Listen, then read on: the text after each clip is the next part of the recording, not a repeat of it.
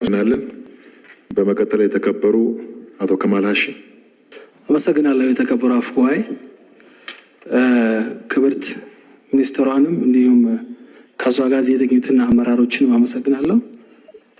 ወንድሜ ዶክተር ሼቱም አመሰግናለሁ ማለት ፈልጋለሁ። ከዚህ በመቀጠል እኔ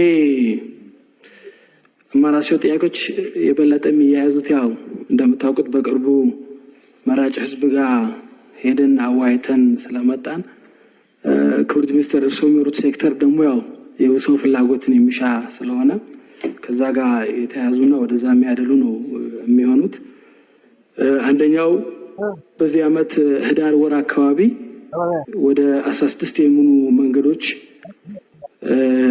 ዲዛይናቸው እንዲጠና ጨረታ ወጥቶ ነበርና ከነዚህ ውስጥ እንደ ሶማሌ ክልል የጂጋ ተፈሪ በር የመንገድ ፕሮጀክት